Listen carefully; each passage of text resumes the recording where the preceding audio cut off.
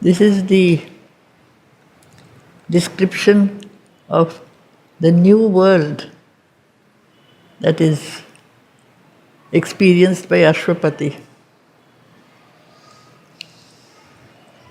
The last lines of the previous paragraph.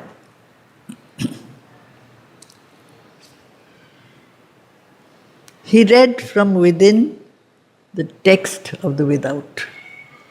The riddle grew plain and lost its catch obscure. A larger lustre lit the mighty page. A purpose mingled with the whims of time. A meaning met the stumbling pace of chance, and fate revealed a chain of seeing will. A conscious wideness filled the old dumb space. In the void he saw throned the omniscience supreme. We read that last time, so I suppose you have gathered something. The experience to read from within, the text of the without. The text of the without, as if the whole universe, the whole manifestation is a composition, something created by, written out by the divine, planned out and worked out by him. But to read from within what is on the outside, it means you have to enter into that experience. You see the experience from within, which is exactly how you should read anything. When we read a text, we see something.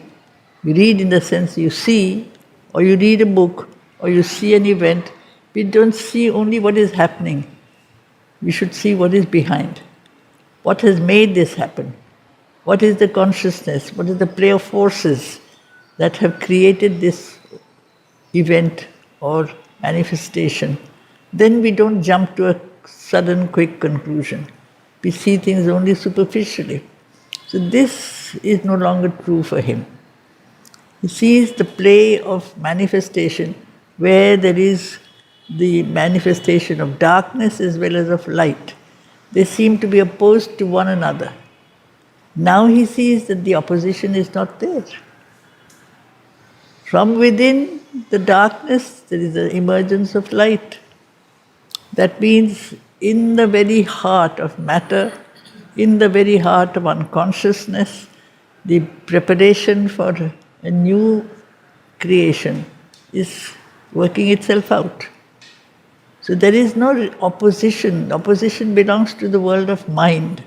When we say this is the opposite of that. But when we know that something is at work from within, the purpose of that thing is completely understood in a different way.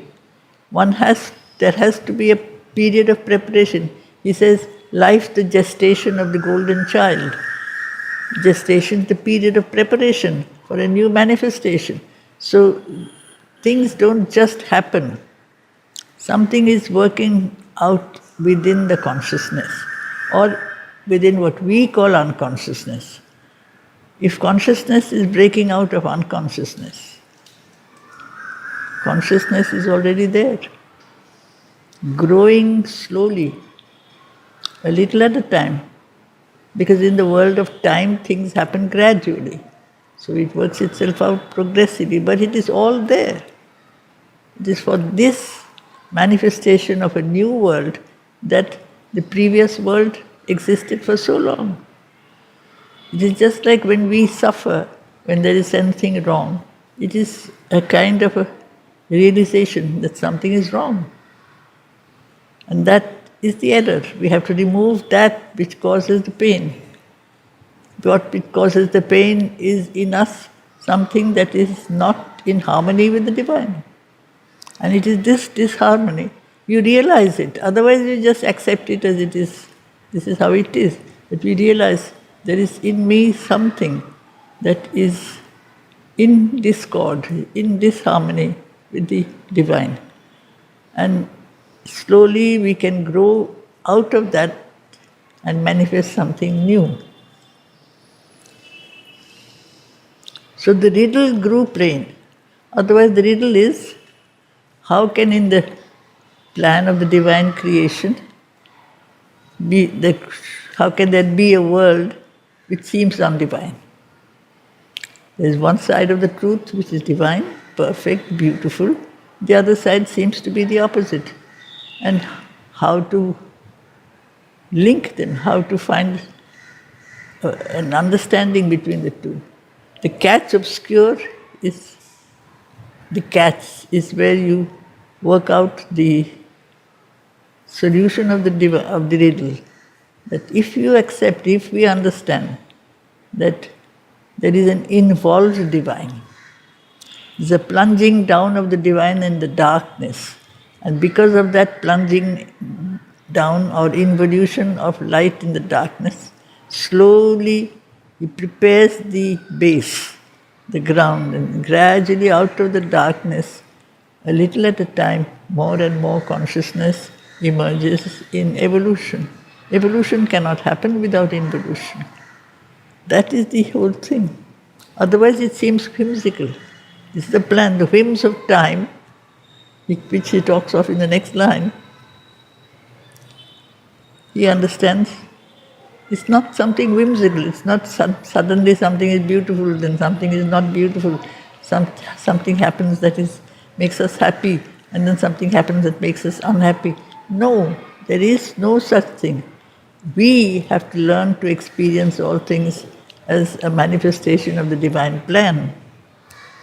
A larger luster, light. You see the larger luster lit the mighty page. Page here refers to the manifestation. All forms of creation.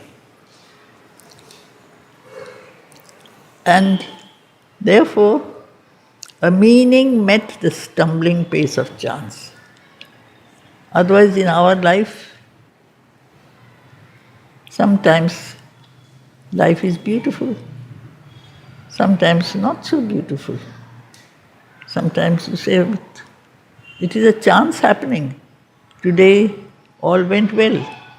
Then you say, no, today all did not go well. Why?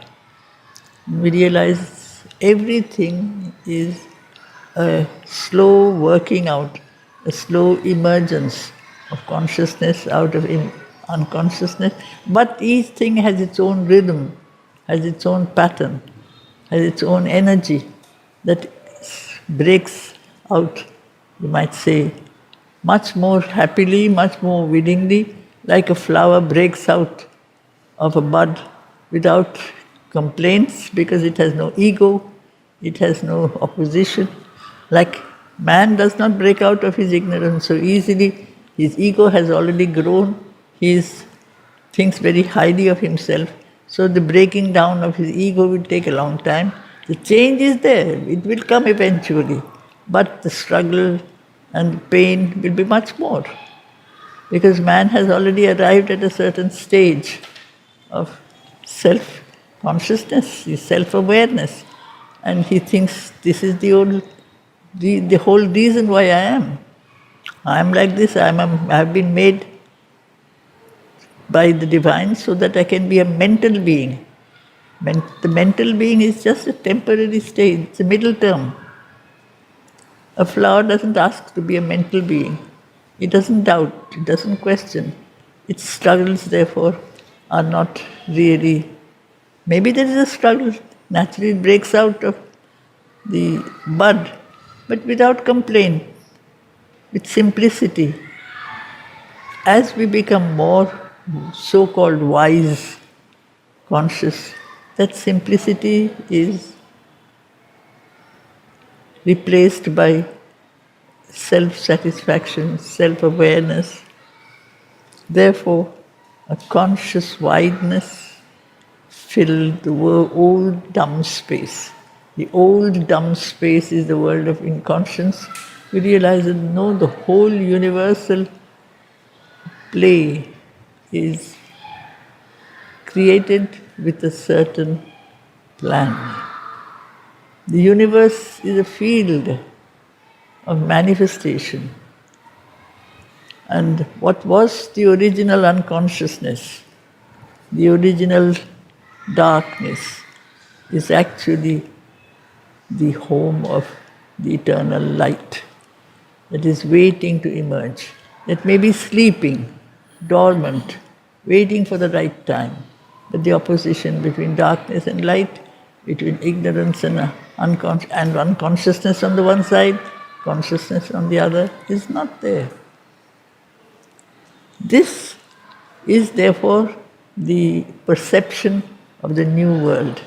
Now here, next we find that this experience that he has,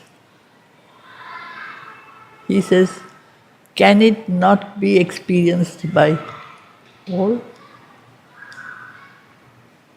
So he is not doing the yoga of his own evolution, he is doing the yoga of the earth.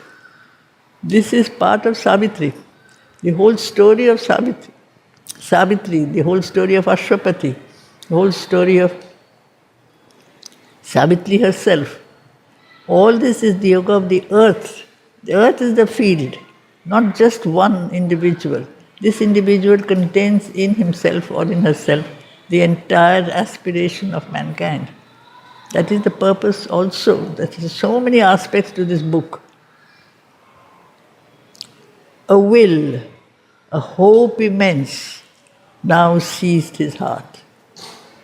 And to discern the superhuman's form, he raised his eyes to unseen spiritual heights, aspiring to bring down a greater world. This here is the call is coming up, representative of the human aspiration. One individual who is in the front of the immemorial quest, the call of the earth to liberate her. We have that in the beginning of the poem, how the earth mother toils across the sands of time. The earth mother asks her children to liberate her, but her children have not as yet taken up that message to remove darkness. So she still struggles. So she is weary, but she is invincible. Earth will go on. It has been going on. Earth is not the field of destruction as well as we think it is. Pralaya, creation and dissolution. But if in this world of creation, which today to us seems temporary, because everything is in time and everything is born in time, everything is destroyed in time, but time too is a limb, an aspect of eternity. In the world of time, the divine is present. Out of this, if any spirit born in time can become the embodiment of the eternal, conscious embodiment, body embodiment, not aware, really incarnate the divine. This is why Sri Aurobindo and Mother have done the yoga.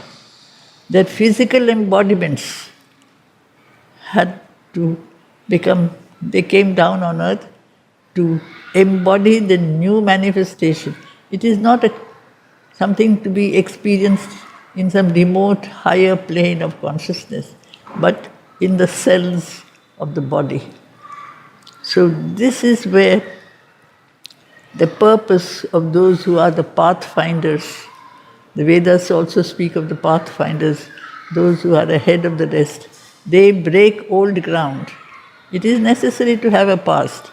The past is why the past is so that we break out of it and move on to a new stage. Life is a gradual unfolding. Consciousness is a continuous unfolding, slowly. This is what Ashwapati realizes, and which he will later in Book 3 recognize that on his own, by himself, he will not be able to bring down that power. Somebody else has to come. So he calls that power, you have to come. I have experienced it, but to make it happen, establish it on earth, I don't think I have that kind of, because he is consciousness, but he is not yet force. That force is something he has realized she has. The divine force and consciousness.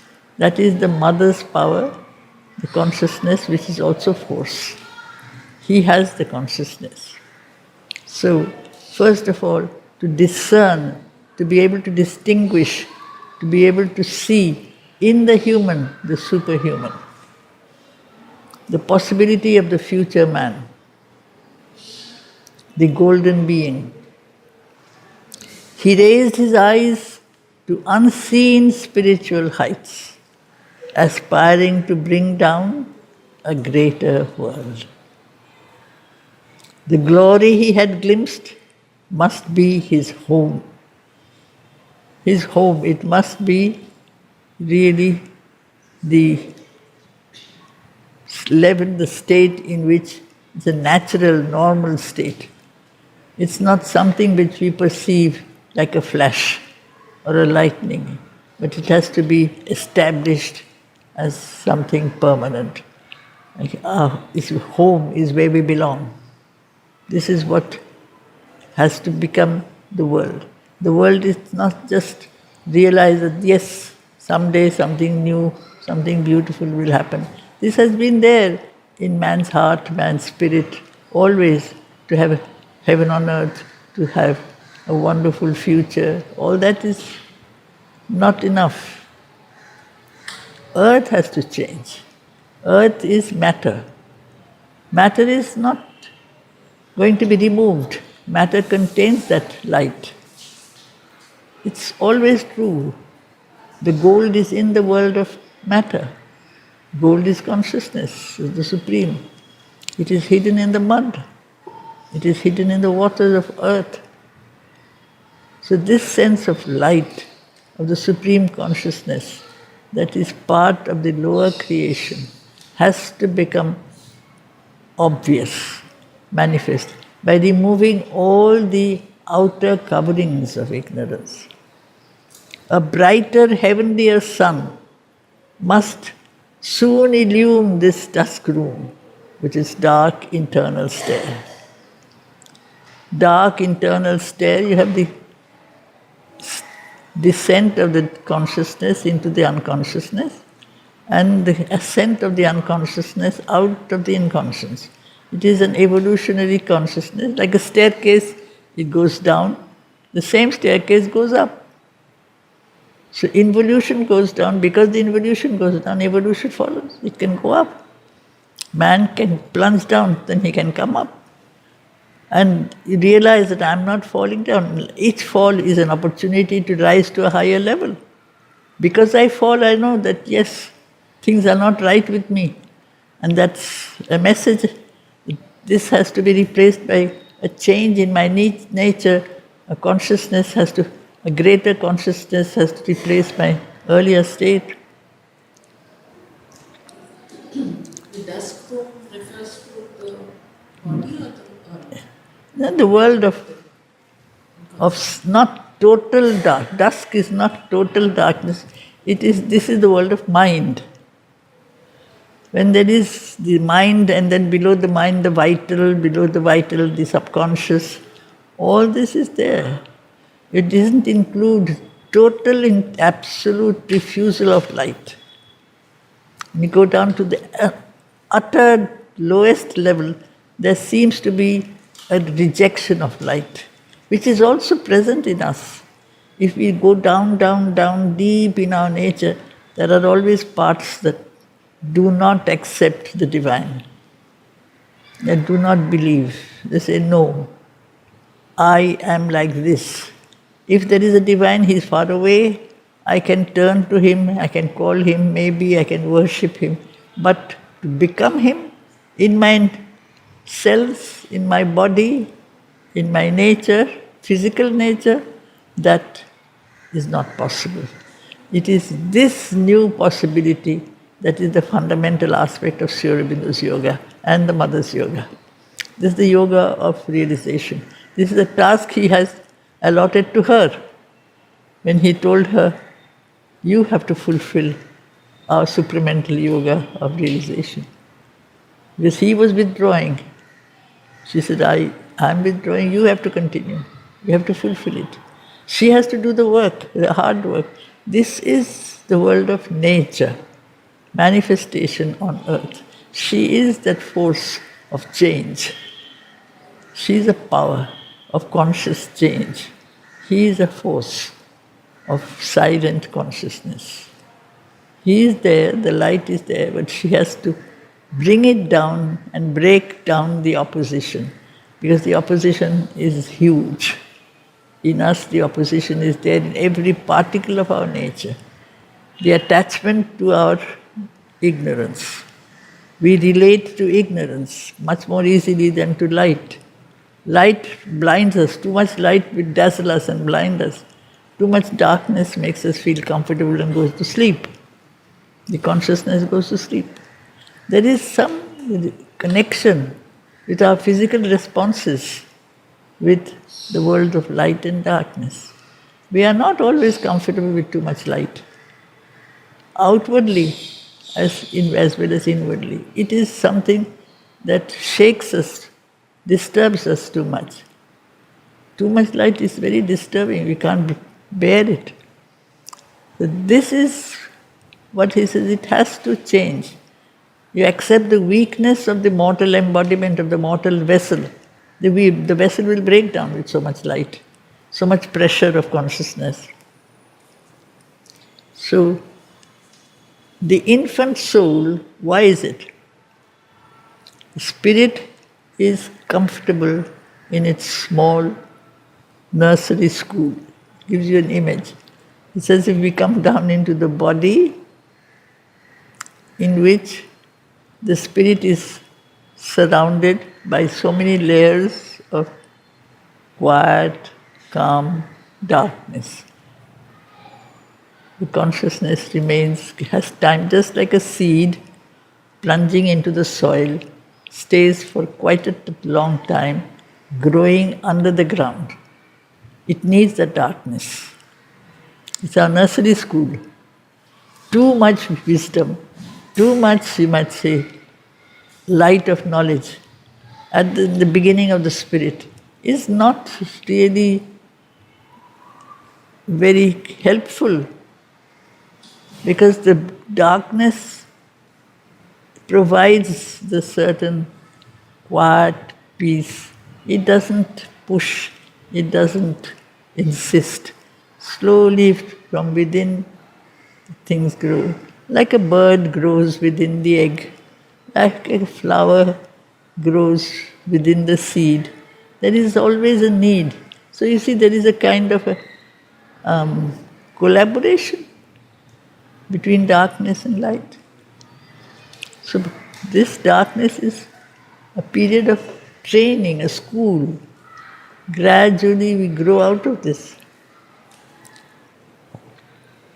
Mid objects meant for a lesson hardly learnt. Giving the image of the school, the child learns.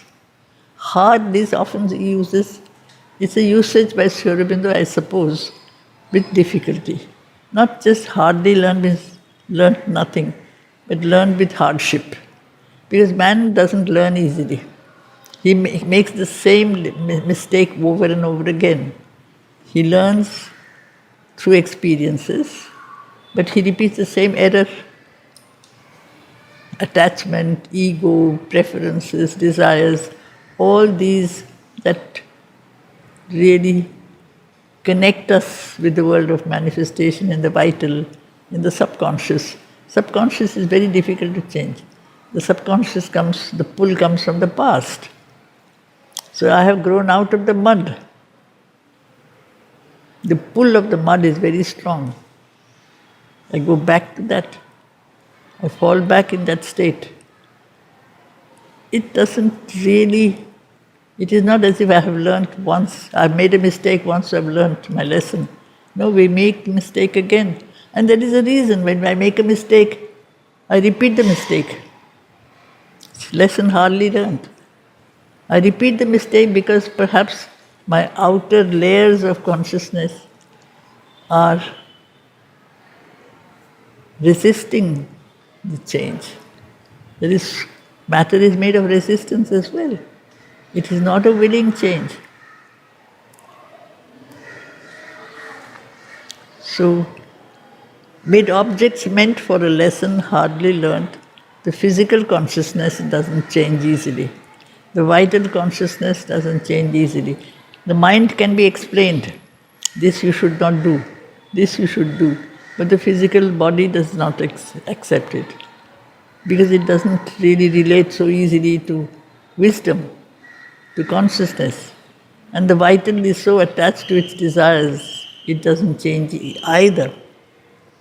So here he says, outgrow its early grammar of intellect. Intellect is our instrument of knowledge, we think. But grammar is not wisdom. Grammar teaches us how to arrange thought, arrange words, but it doesn't teach us how to create the thought. It's like a scaffolding. Grammar is like the scaffolding of a language, holds up the thought. You need to know, if you arrange your words in this way, the significance becomes clearer. But the significance is not given by grammar. So mind does not give us wisdom, it doesn't give us knowledge, it gives us how to organize our thoughts. Organize through the help of reason, and logic, and order, and clarity. All this is required in grammar, all this is required in our mind. But the truth that is behind what you want to arrange, behind every thought, there has to be some shred of truth. That mind does not give. Mind tells us, as Sri Aurobindo tells us also, thus far I can help you, beyond this I can't. Reason says, this much I can help, after that I can't. After that you have to move on to another level. So reason is the helper, was the helper, reason is the bar. Don't rely too much on reason. Up to a point you have to. It gives to the mind a certain clarity, order, pattern, system, and takes us out of our confusion, takes us out of all the, you might say, incapacity to discriminate, to judge. All those things are required. But what is going to replace it? Light. This has to be replaced by a direct connection with truth and light, which reason doesn't have. One of the few things that reason cannot give, experience. It cannot give experience. It can show how to open to the experience. That is a Raja Yoga. You clarify your mind, but it does not show you how to turn to the divine. The body can experience, the vital can experience, the heart can experience, the spirit can experience something, each in its own field. Mind cannot experience. Mind can explain and analyze and put things in their right places. These things are helpful, but that is again the same thing as grammar. Grammar uses a certain set of rules and laws. Otherwise, if you don't know grammar, you may catch the truth, but you don't know how to organize it. So it comes out confused and chaotic. So there is a certain help given by grammar, by intellect also. It deals with ideas. So we have to pass through the infant soul, who starts with the small nursery school of the body, the life. The soul grows as it lives in the body.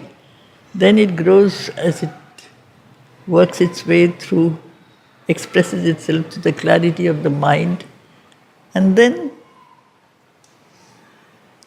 realizes that the mind does not have the absolute access to light. So outgrow its early grammar of intellect and its imitation of earth nature's art. This is the intellect. Art is method. Art is also science in a way. The art of learning, the art of living, it is how to do something. But mind gives us rules, it's an imitation. It doesn't show us the true guidance. The guide comes not from the mind. The guide is the spirit, the consciousness. We all try to give guidance if we are teachers. Teachers are not capable of giving any guidance unless they embody the truth. Often life is a better teacher because it shakes us from within, disturbs us. Mind puts before us things that you should not do, moral rules or all kinds of good, virtuous statements. But how? It's an imitation. I can tell you ought not to be like this, you ought not to do like this, but I am not myself an embodiment of that light. So it is an imitation of earth nature. To raise the human to the divine the human is the earth nature. And it's therefore,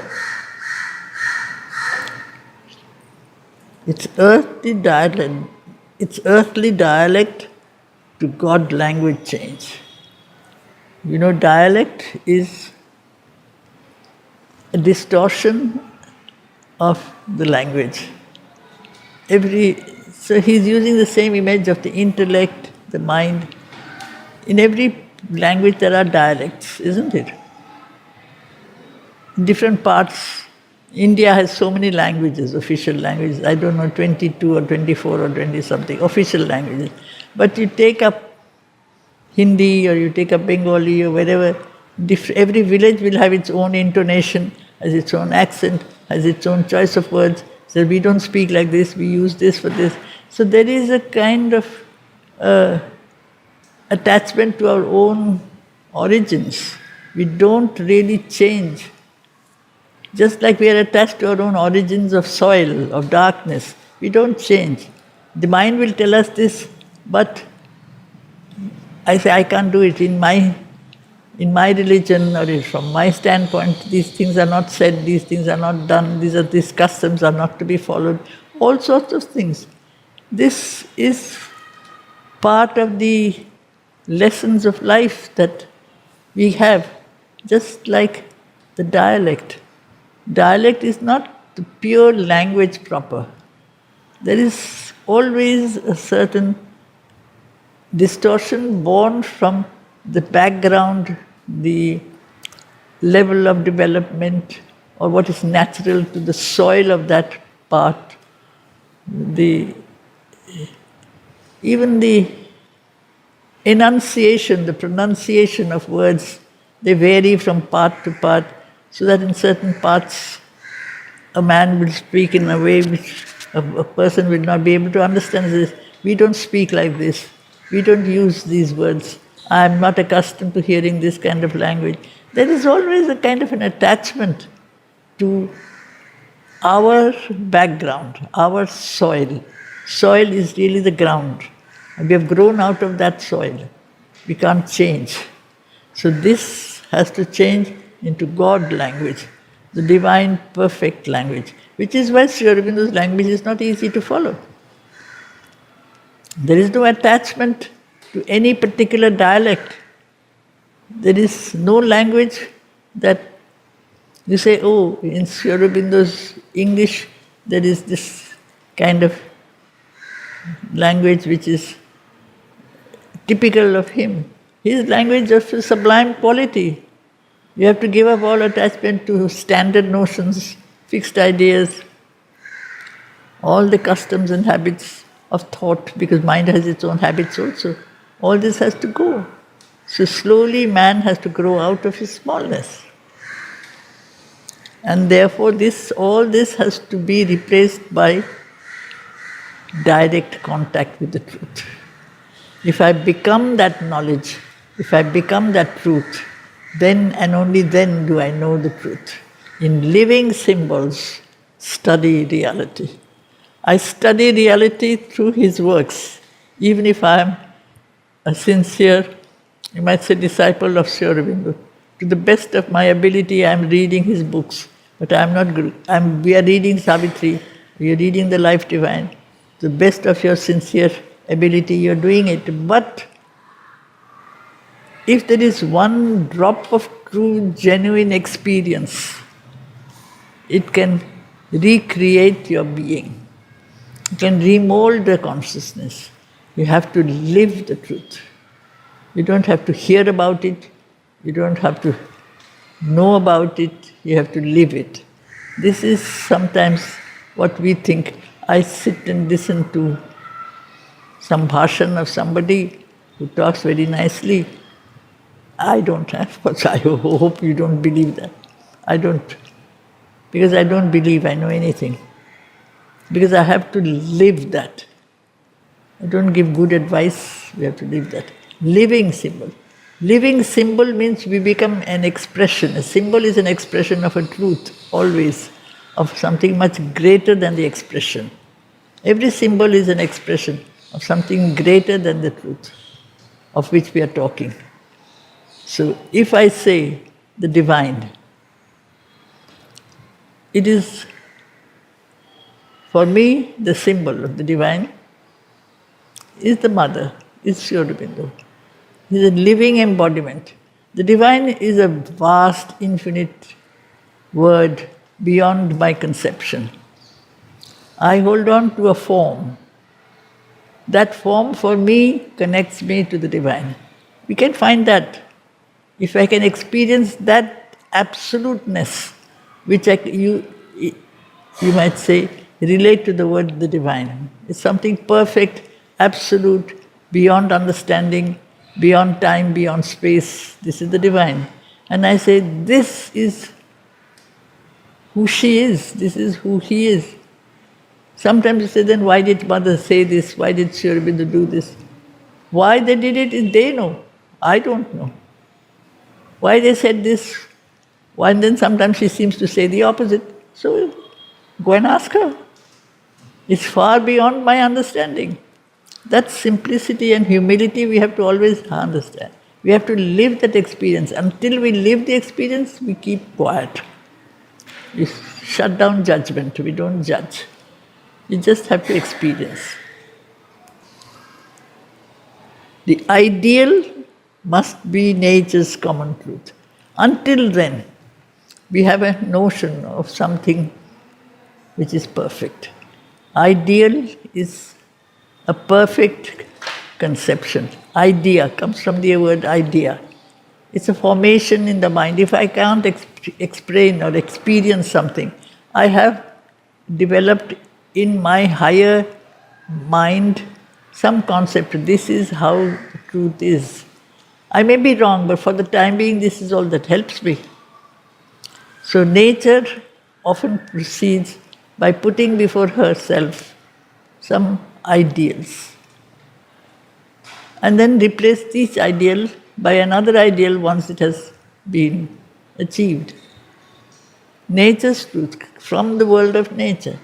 I say, what is freedom? I don't know what is freedom, because I'm totally bound, I'm not free. So I try to realize what is bondage, what is slavery. Slavery to what? You have to be free from all attachments, free from all things that tie you down. That is the beginning of some connection with the word freedom. But that doesn't make us free. We have to remove all, we might say, connections with the world of error and imperfection. But for a very long time, the ideals that we put before ourselves become our guides. So for us today, the ideal of what is really an earthly life, the ideal earthly life should be a manifestation of the divine life. The human be replaced by all things beyond the human. Nature's common truth. All, because this is the world of evolution. What was yesterday has to be replaced by what will be tomorrow, something greater, something higher. The ideal must be nature's common truth. The body illumined with the indwelling God. This is not impossible because deep within the world of matter, which is body, the hidden divine is present. within our heart, behind the very core of our being, He's there. He's always there. But He is forgotten. He is neglected.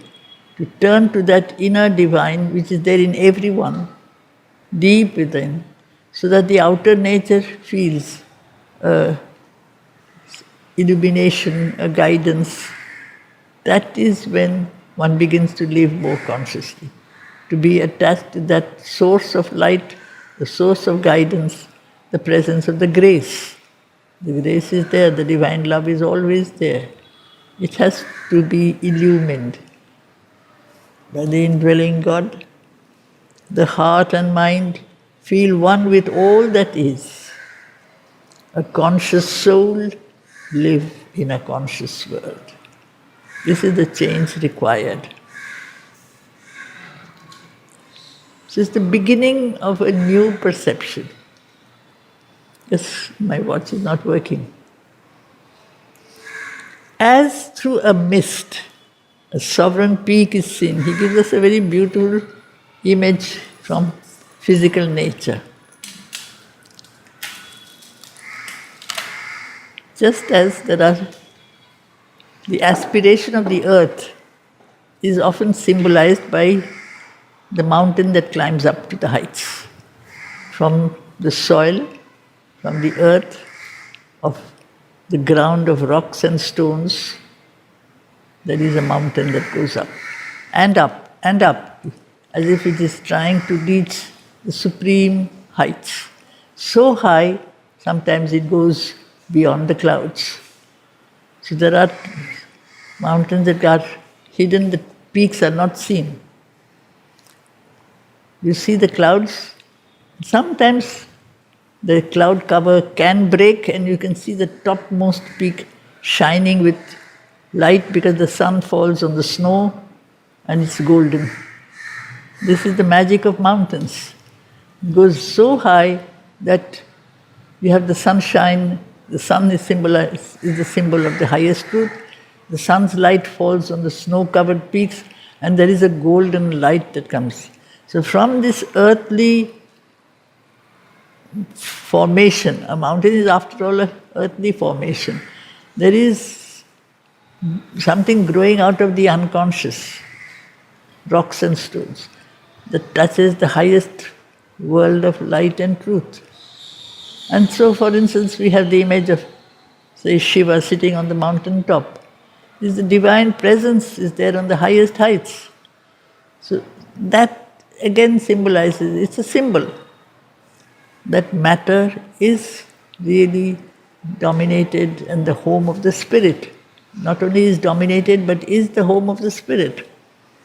As through a mist, a sovereign peak, a highest peak is seen, but after you have broken out of the clouds of mind, the mist is the clouds of mind.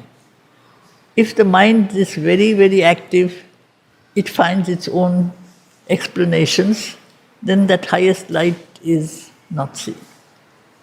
This is the problem of things like philosophy. Philosophy tries to give its own interpretations. It is not the realm of experience. Spirituality is experience. Sadhana is experience. Philosophy is some kind of an interpretation of the truth. It is always, it depends on the intellect of the person who interprets. As through a mist a sovereign peak is seen, the greatness of the eternal spirit appeared. Even that kind of philosopher, his main interest is to try to know the ultimate truth. The purpose of philosophy, the word itself tells you, philosophia means love of truth. In philosophy there is a love of truth, but the one who expresses that love uses his own intellectual approach and gives his own understanding. There is some truth, always a little aspect of the truth is there, but it is not an experience. Sometimes that is replaced by a dazzling light. So the greatness of the eternal spirit appeared. Exiled in a fragmented universe. That truth which is exiled because the peak seems to be cut off from the ground. It is shining, floating above the clouds.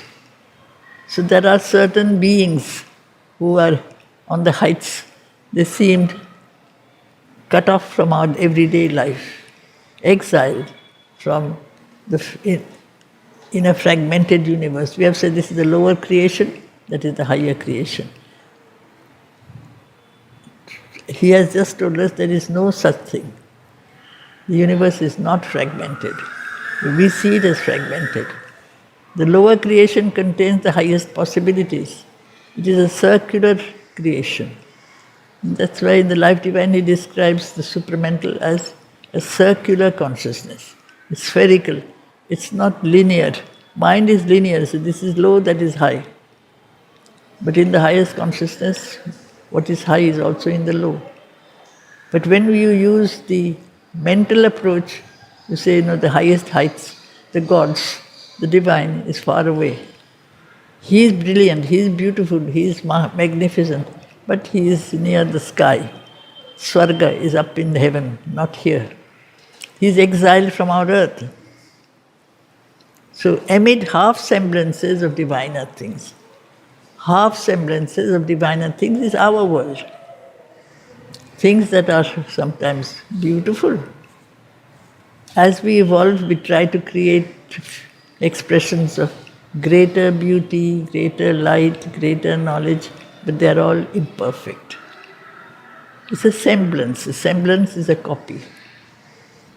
This copy is always a copy. It's not an actual incarnation of the truth. So as we grow, our notion of what is divine, what is beautiful, what is wonderful, changes as we evolve. When we are very, very connected with the lower world, what we call wonderful is not the same as when we have risen in consciousness, and the sense of the marvelous and the sense of the divine has completely altered. You say, power is what the physical and the vital enjoy. That is really God, give me power, give me money, give me wealth. As you grow in consciousness, you realize perhaps power is an absence of wealth. What we consider wealth, to be quiet and undisturbed, when you do not have the support of external wealth, is the sense of great power. Where does the ascetic get his power from? He doesn't have anything, and yet he doesn't seem to lack anything. That power comes from somewhere else. So what we have, diviner things, changes as we change, as the consciousness changes. Today I have so much money, I have so much power, I can control this country, I can control that nation. You take a great sannyasi, he has nothing outwardly, and he doesn't seem to have been deprived of anything. He is not attached to anything. So these are all half semblances. That is not the highest experience, but still gradually we grow from the lesser to the greater. They are all half semblances of diviner things. All these ideals that we have, you give up the earth, give up the world, give up attachment to anything, slowly you turn towards the experience of the divine. This is what religion has taught. This is what the past yogas have taught. So these do not satisfy any longer, do not satisfy Ashwapati anymore. They have helped for a while. Not to be bound by any laws, any rules, any attachments. But these now could serve no more his regal turn. All the old ideals, old paths are no longer his. He is not satisfied with these. Regal turn, he is like a sovereign. And the Supreme says, why should I be bound by any rules? I'm an embodiment of the Supreme. If I can, my consciousness is one with the highest. If my consciousness is one with the Supreme, nothing is small, nothing is great, nothing, I don't fall into any categories of experience. I become a complete embodiment of light.